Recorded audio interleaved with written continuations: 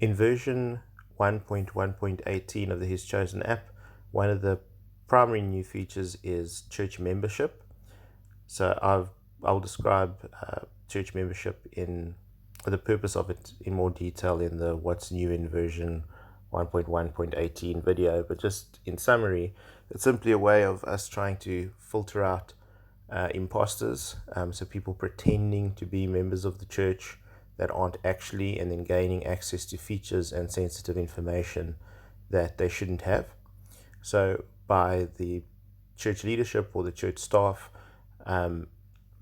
actually verifying that people are who they claim to be, that just helps us ensure that the data is safe, and that people aren't getting access to things that they shouldn't have access to.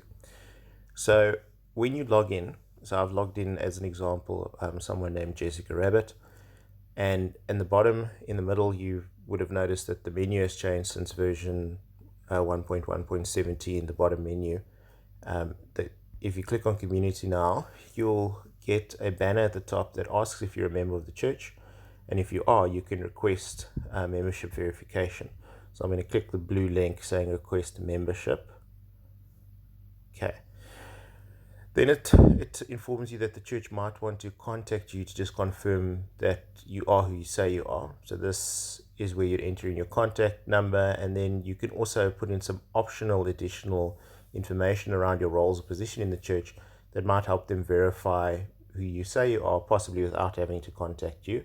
But if they feel it's necessary to contact you, pop you a message or something like that, or phone you just to say, hey, did you actually request church membership, or is this possibly someone who's got hold of your details that's faking things?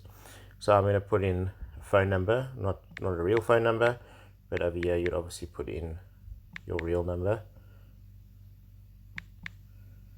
Okay, and I'm going to just say that I am a greeter and have been at the church for many years. So that's not a particularly useful description that I've given there, but you can put in whatever you want, and like I said, it is optional. The contact number, however, is compulsory. Then if I click request,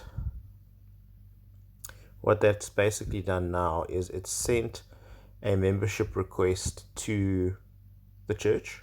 They would have received an email, and then certain members of the church, particularly the church leadership or the staff, they will have the ability to actually verify your membership request by approving it, or they can actually deny it as well, obviously, if they think it's someone who is an imposter or something like that.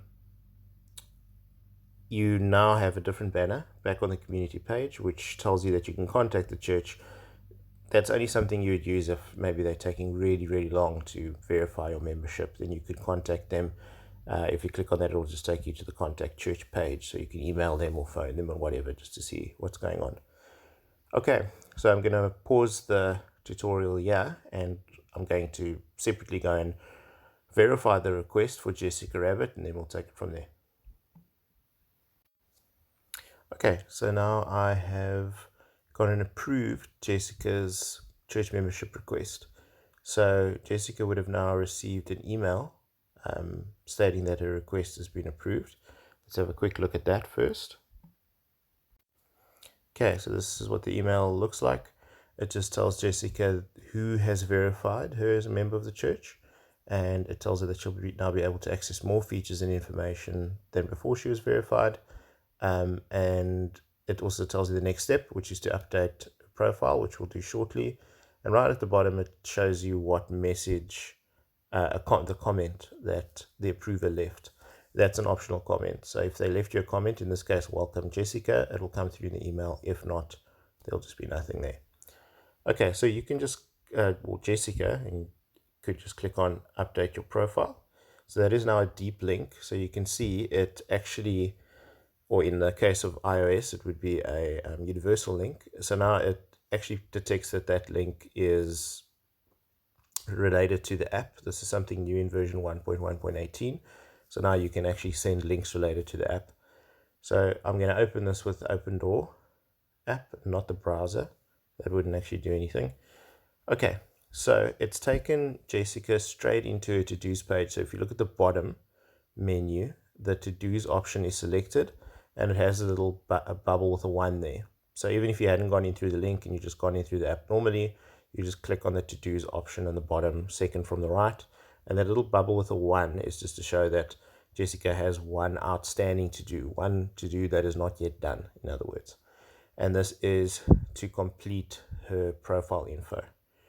Okay, so I've clicked on complete info, and now it takes her to a 5-step process to finish this info. So basically, this first part is a member bio. I'm not going to read through everything here, but basically it just asks for the date that you joined the church. It's approximate. I mean, a lot of people won't remember exactly when they joined the church. This is just informational, so it doesn't have to be 100%. And then a member bio, so specifically what sort of things Jessica, does at the church, etc. So all of these fields are optional. You don't have to fill them in, but let's do it quickly. I'm just going to pause while I do it. Okay, I just filled in the member bio saying Jessica's a greeter. Actually, just to show you the date picker quick, since I think this is the first time we've seen it in the app. It's pretty simple. You just can select the year, etc. Let's say that Jessica joined roughly the 1st of November 2005. There we go. Okay. You can see the dates in month 11 and then day 1, so 1st of November, and year 2005. So if you want to, you can actually edit this as text as well. I could make it there 2006, or you could use the date picker. Then click on next. So step 2, similar thing, filling in when you were born, occupation or job title. This is your personal bio. And yeah, so your personal bio there at the end. So this is your personal profile, this page. So I'm going to just pause and fill the thing quickly. Okay, so there we've filled in a birth date, an occupation, and just a personal bio. You then click next. Okay, so this third step is contact information or configuration. So as it describes here, it's important to protect your contact information. So this lets you decide who you want to share that information with. So this first one, which you can switch on or off, is to share with members of the same group. So your contact information is basically your telephone number and your email address. Right now we don't have groups in HisChosen, but this is to set it up for things like connect groups and that. So if you wanted to only share your contact information with connect groups, then you could set that on over there. If you're happy with sharing it with everybody, all verified members of the church, so not just any random user, but verified members of the church, then you could click the bottom one, which will automatically select the top one, because obviously if you're sharing it with the whole church, you would also be sharing it with people in your connect groups. Or you can share it with no one at all, other than, of course, church leadership. They will have access to your contact information no matter what you select. They would have already had access to your contact information, even just when verifying your membership in the first place. So Jessica's going to choose to share her stuff with every verified church member. Okay, and then step 4 lets you indicate what different contact mechanisms people can use through the app to contact you. So automatically they would be able to, if you've shared your details with them, they'd see an email button on your profile and a call button to make like a standard phone call to you. However, if you use WhatsApp, you can tell them that they could contact you through WhatsApp as well. Then they'd have a WhatsApp button on your profile that they could click. And if you're also okay with them using text messages like standard SMS, you can select that as well. So Jessica's going to use all of those. Then finally, this is your online profile. Again, all of these fields completely optional. Similar to your personal profile and your church profile, all those fields are optional. If you leave them out, they just don't appear on your profile. But this is the place where if you have your own website, if you have an Instagram page, a Facebook page, Twitter page, LinkedIn page, your own YouTube channel, you can fill all that in here.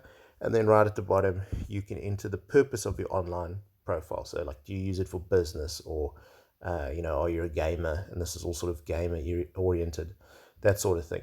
So I'm just going to pause and fill this out because it'll take a while. Okay, so now Jessica's completed her profile. sorry, missed one.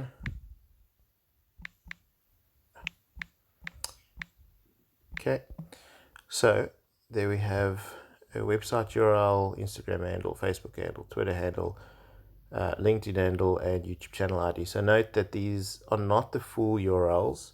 It's just like the handle. And for the YouTube channel, so it's not www.youtube, etc., slash JessRab Writing. It's just JessRab Writing. If you put the whole thing in, it's actually going to give you an error and ask you to just put the ID in. So the channel IDs on YouTube sometimes come up as seemingly random strings with just a bunch of letters and stuff that don't make sense. But I do believe that YouTube has now created a new feature where everybody can actually make a sort of more human readable handle, as opposed to just people that had certain subscribership and stuff like that. So then we click save, because that's the last step in updating the church membership profile. And that is it. Okay, so now you can see the little to-do is gone. No outstanding to-dos. If we go to community, there's now a church members option at the top. So Jessica can click on that. You can see just a summary of church membership. So in this particular church, they now have 2 verified members. So that would be Jessica and one other person. If we go to the members tab, Jessica can actually see who those are. So Brenty Brian Tenty is the other person who approved Jessica's request in the first place, because he is a church member and also has an app support role, which has the ability to do the same things as church leadership. And Jessica has a single role, which is church member, which is every church member gets that role. So from here, Jessica can view church member details by clicking on the 3-dot menu, or she can just click on her name, for example, or the other member's name. And over here, she can see, obviously she wouldn't really want to WhatsApp herself, but she could email, call, SMS, or WhatsApp any member. And this is what other members would also see if they looked at her page. And they would see when she joined the church, her member bio, when she was born, occupation, her personal bio, and all her online profile stuff that we filled in with all clickable links. Yeah, and that is basically it for church membership. So she could click on Brenty as well. In his case, the reason she can't see buttons for contacting him is because he's specifically chosen to not make his contact information public to other verified church members. So that's why she doesn't see those email buttons and WhatsApp buttons and those sort of things. But she still sees his profile. Okay, and that is it for church membership.